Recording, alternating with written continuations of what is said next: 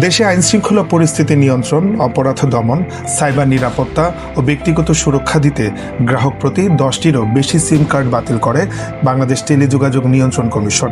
এতে দেশের 88 লাখেরও বেশি সিম কার্ড বন্ধ হয়েছে, আরও 1 লাখ সিম মামলা সংক্রান্ত কারণে আটকে রয়েছে। এর প্রভাব পড়েছে মোবাইল ব্যবহারকারী ও মোবাইল ইন্টারনেট ব্যবহারে। কয়েক মাস ধরে ধারাবাহিকভাবে কমছে গ্রাহক। সরকারি সিদ্ধান্ত অনুযায়ী সিমের সংখ্যা 5টিতে নামিয়ে আনা হলে এ খাতে আরও নেতিবাচক প্রভাব পড়বে বলে মনে করছেন সংশ্লিষ্টরা।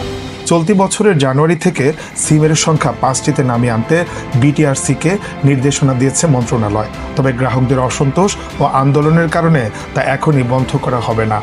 ত্রয়োদশ জাতীয় সংসদ নির্বাচনের পর বন্ধ করা হবে বলে জানিয়েছে বিটিআরসি। এদিকে সিমের সংখ্যা কমিয়ে আনার ফলে নেতিবাচক প্রভাব পড়েছে মোবাইল গ্রাহক ও ইন্টারনেট ব্যবহারে। ন্যাশনাল ইকুইপমেন্ট আইডেন্টি রেজিস্টার চালু ও সিম বন্ধের ফলে গত 6 মাসে কমেছে প্রায় 18 লাখেরও বেশি মোবাইল গ্রাহক ও 62.6 লাখ মোবাইল ইন্টারনেট গ্রাহক। বিটিআরসির তথ্য অনুযায়ী জুলাই অভ্যুত্থানের সময়ে দেশের 4টি সিম অপারেটরের বিপরীতে 19 কোটি 42 লাখ মোবাইল ব্যবহারকারী ছিল।